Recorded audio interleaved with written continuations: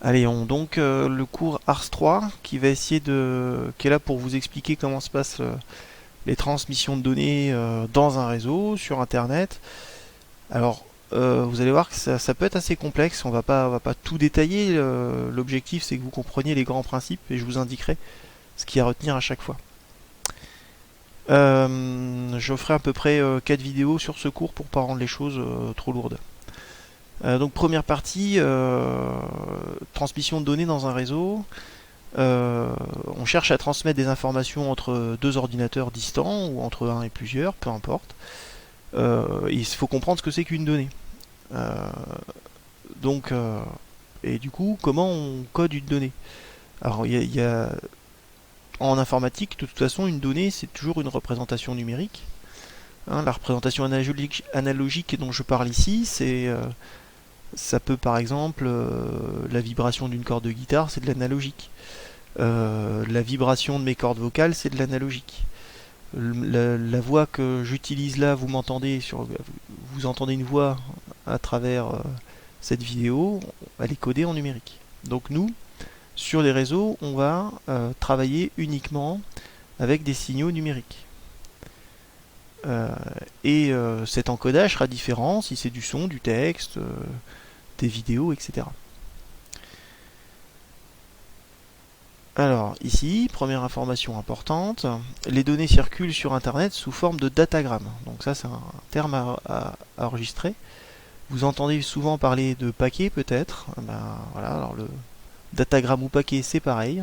Donc moi, je vais plutôt parler de datagramme, essayer de retenir le terme. Hein. Donc sur Internet, la donnée, elle circule sous forme de datagrammes. Alors, les datagrammes, c'est des données encapsulées, c'est-à-dire des données auxquelles on a ajouté des entêtes, correspondant à des informations sur leur transport, IP, destination. Ça veut dire quoi? C'est-à-dire qu'on a une donnée qu'on enferme dans une capsule. La capsule, qu'est-ce qu'elle a comme information sur elle?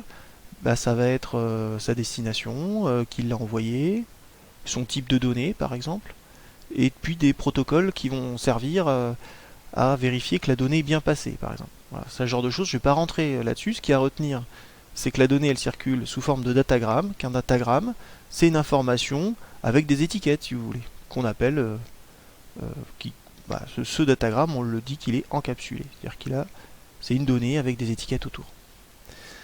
Une autre définition à connaître, c'est la définition d'un protocole. Un protocole c'est quoi? C'est une procédure comprise par les deux unités qui doivent communiquer pour des données. Un exemple très simple. Lorsqu'on rencontre une personne, et ben en fait on suit un protocole. La première des choses qu'on fait, c'est qu'on initie la communication. On se dit bonjour, on se serre la main. Ensuite, on s'identifie. Alors, si on se connaît déjà, c'est un regard, on reconnaît qui c'est, etc. Si on ne connaît pas, on va se présenter. On va échanger les informations. On va vérifier qu'on a compris. Hein, ça peut être un oui, ça peut être un hochement de tête. Et on va se quitter. On va dire, bon, bah, c'est bon, j'ai reçu l'information, à la prochaine. Donc, ça, c'est un protocole. En informatique, il y a bon nombre de protocoles. Alors, je vous en cite quelques-uns. HTTP, on en parlera, notamment dans le cours W4. Le protocole IP, TCP, vous allez comprendre à quoi ça correspond. Et l'UDP, on n'y touchera pas trop. Faut que vous connaissiez aussi ce que ça veut dire qu'un service. Alors un service, c'est une interface qui permet de mettre en place un protocole. Une interface, qu'est-ce que c'est? C'est comme un logiciel qui permet de mettre en place ce protocole.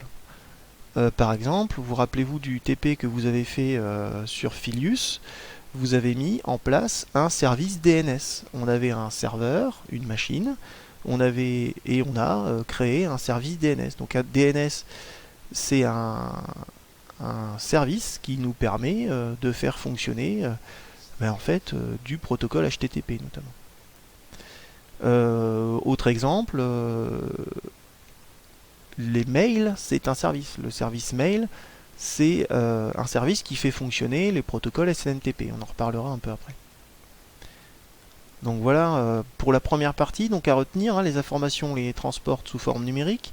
Elles sont transportées sous la forme de datagramme. Un datagramme, c'est des données qu'on a encapsulées, c'est-à-dire auxquelles on a attaché une destination, une provenance, et puis d'autres informations qui nous servent à vérifier que l'information est bien passée, par exemple.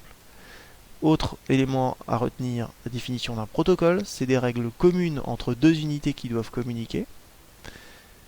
Et puis service, c'est donc une interface, une espèce de logiciel si vous voulez, si on peut dire ça comme ça, qui permet de mettre en place un protocole.